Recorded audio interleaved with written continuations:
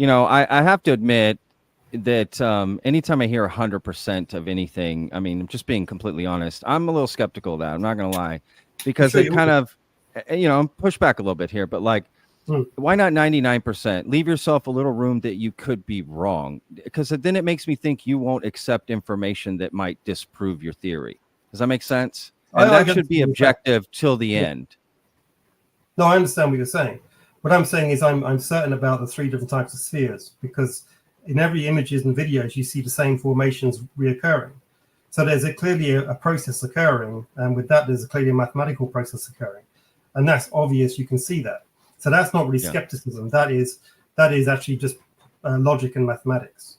Now the other capabilities of them, you don't know exactly everything that they can do, but at the very least I can determine that there's three different variants operating their own separate missions, doing a particular function, and that's where I am. I mean, also, as I said, I don't just write books, and the thing is that there's a business side to this as well, which I'm not going to discuss publicly. Sure.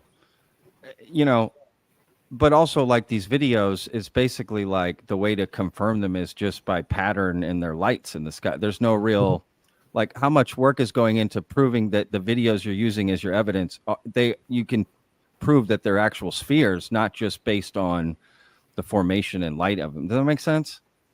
I understand what you're saying. So, as I said, there's two ways these things glow. For example, the first one, obviously, when they're in low energy state, you just see like a silver ball hovering in the sky, either low to the ground or in a V formation.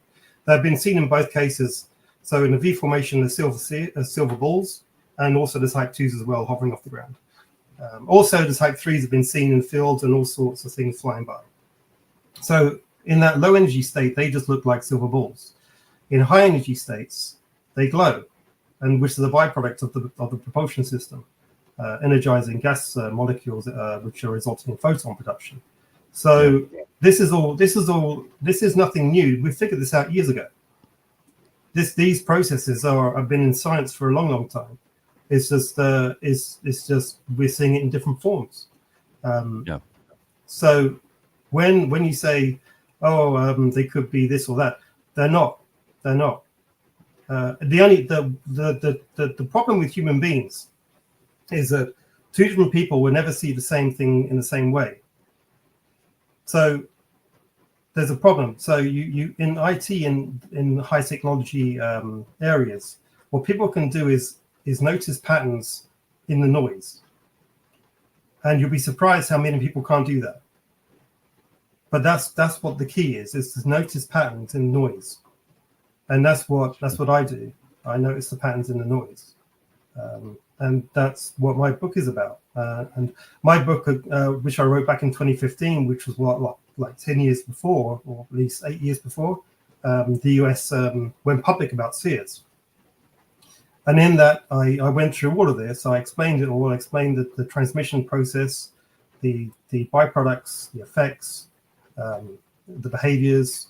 It's all there, and everyone who's read it, I would say, has pretty much agreed with it. And the people who reviewed it are IT specialists and engineers and military, and they've all gone, "Oh yeah, this is the real thing." So I don't, when I say these things, I don't just say them, off because it sounds good. I say it because it's based in actual data, which is what I do for a living. And you also said that you've been indirectly told that the American or the U.S. intel community thinks you're right about this, like knows you're right about this. Mm-hmm. When you say intel community, like what do you mean exactly?